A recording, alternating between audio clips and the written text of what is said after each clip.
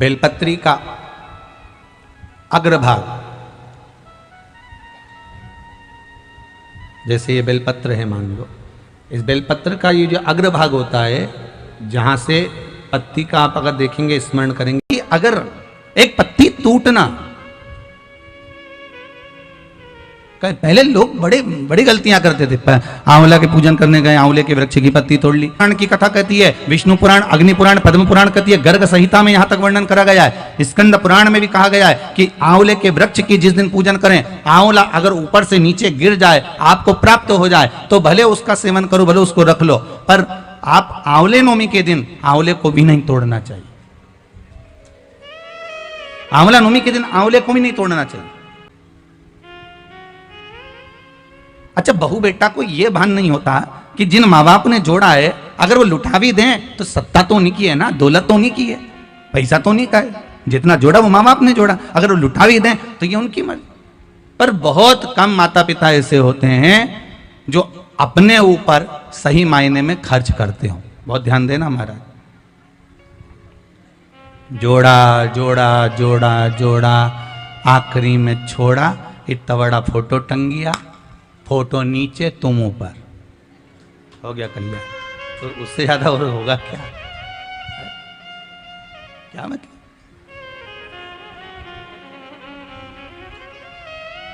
और फोटो पे भी प्लास्टिक के फूल की माला, ओरिजिनल भी कोई नहीं चढ़ाता, 10 रुपए की एक आती है। कौन चढ़ाएगा 10 रुपए की एक माला?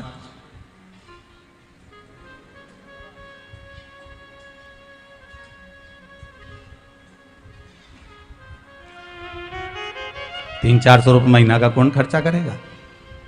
एक बार में लिया है, गया जी गए तब माँ विष्णु चरण के पास में बहुत दुकान लगी थी। कहा ये माला उतार के देता साहब, तो के 60 रुपए की है, चलेगी, प्लास्टिक की है, हाँ प्लास्टिक की है, बस धो लो, दिवाली पे फिर टांग दो, फिर धो लो, दिवाली पे फिर टांग दो। तुमने कहा पिताजी को यही माला अच्छी रहेगी हो, दादाजी चले गए ना, उनके लिए ये माला जोरदार है, उठाओ धो टांग।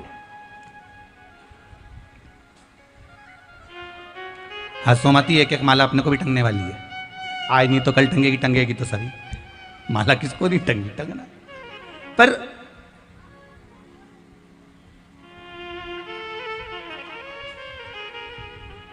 जाना तो है, पर भजन कर कर अगर जाओगे ना, तो कोई माला टांगे चाहे ना टांगे, परमात्मा जरूर माला पहनाएगा ऊपर जाते से कि मेरा अपना आया है, मेरा भगत आया है, भजन करने वाला आया है, स्मरण करने वाला आया है, मंत्र जाप करने वाला आया है, मंत्र नाम स्मरण करने वाला आया, तो परमात्मा जरूर माला टांग देगा कि ये मेरा अपना आया है, ये मेरा स्वयं का आया।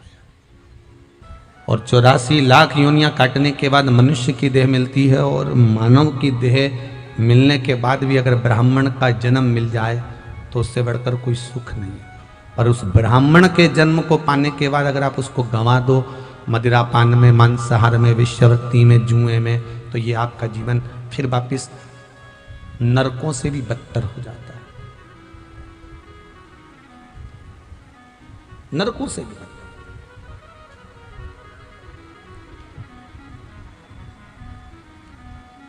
जैसे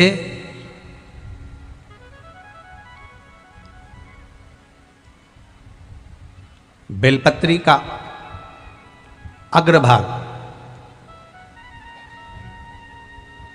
जैसे ये बेलपत्र है मान लो, इस बेलपत्र का ये जो अग्रभाग होता है, जहां से पत्ती का आप अगर देखेंगे, स्मरण करेंगे, बेलपत्र कभी आपके हाथ में लेंगे, तो बेलपत्री में जो रेशे निकलते हैं, उस रेशे का सबसे अग्रभाग अगर देखेंगे तो चंद्र बिंदु जैसा दिखेगा।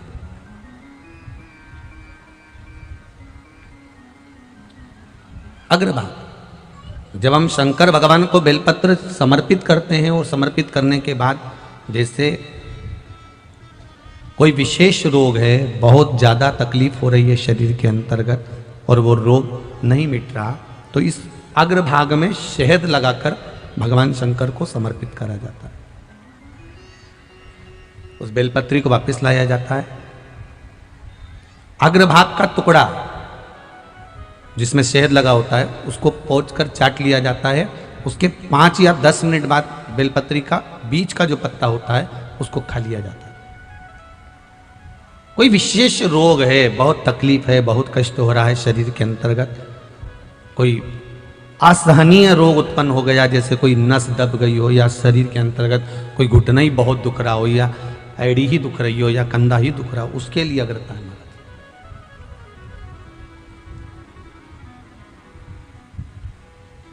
और ये कभी भी कर सकते हो आप किसी भी दिन। जैसे कमल गट्टे का जल आप भगवान शंकर को कभी भी चढ़ा सकते हो, ये नहीं कि इसी दिन चढ़ाना है आपको। आप तो किसी भी दिन आप भगवान शिव के मंदिर जाएं, किसी भी दिन अगर भगवान शंकर को आप जल समर्पित कर रहे हैं तो उसका एक सुख है।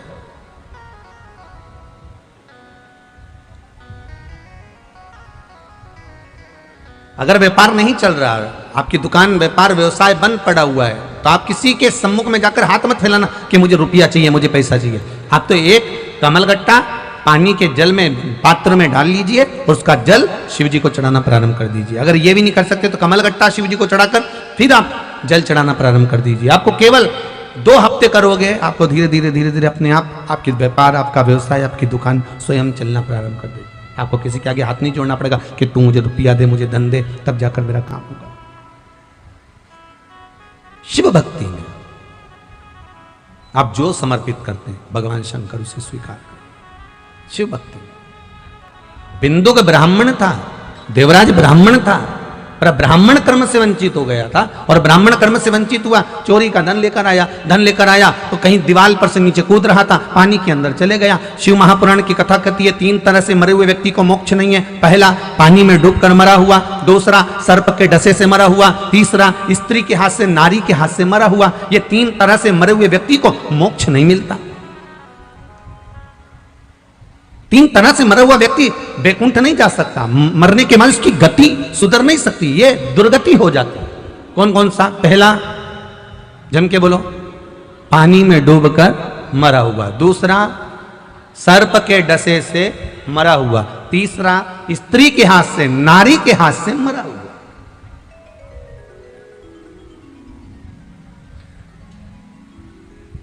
हम कई बच्चों को समझाते हैं, कई बच्चों को हमने समझाया।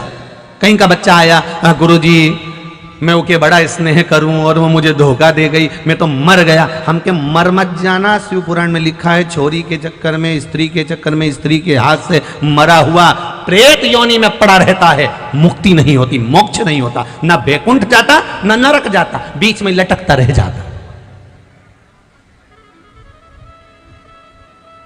क्यों अपनी गति बिगाड़ रहा है? क्यों अपनी?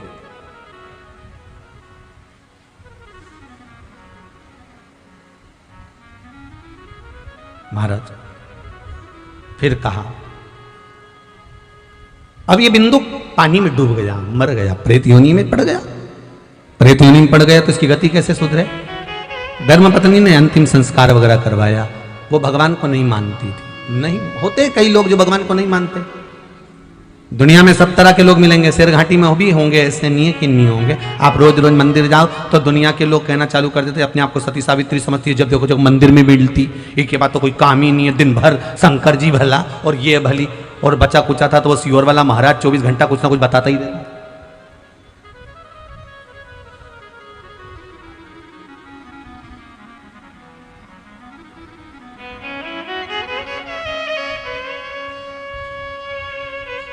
अच्छा, जैसे मेरे शंकर भोले उसी तरह उनका भक्त भी भोला। ओके, कोई से मतलब नहीं कौन क्या कह रहा है, क्या कहेगा, क्या बोलेगा। इसने तो बस भगवान का पूजन करना चालू करा, कहीं दूध चढ़ाए, कहीं सामग्री चढ़ाए, कहीं पत्ती चढ़ाए, कहीं फूल चढ़ाए, कहीं कुछ चढ़ाए। पंडित जी ने भी समझाए मत चढ़ा, तेरे हाथ जोड़ू, मेरे को कर ले, नहीं मैं तो कर।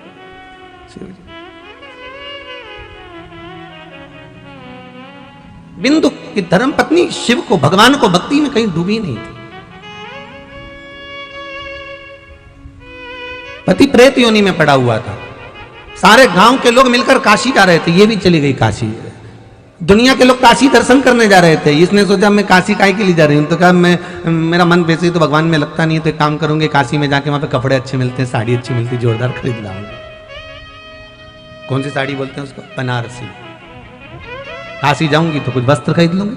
चल दी काशी, जैसे काशी में पहुंची तो एक महाराज जी शिव महापुराण की कथा बात रहे थे किसी पेड़ के नीचे बैठकर, और ये मां से निकल के जा रही थी। इसका मन थोड़ी सी कथा में लग गया तो वहां जाकर बैठ गई। बेटी चित्त ऐसा लग गया कथा में, गंगा नहाने गई, पहली बार जिंदगी में गंगा नहाई थी, लौट के आ रही थी, सीढ़ियों पे से पांव फिसल गया, मई पत्थर पे से सिर फूट गया, सिर फूटते से मर गई, प्राण छूट गए, प्राण छूटते से शंकर भगवान की धाम में पहुंच गई। शंकर जी के धाम में पहुंची तो पहुंची, पार्वती जी की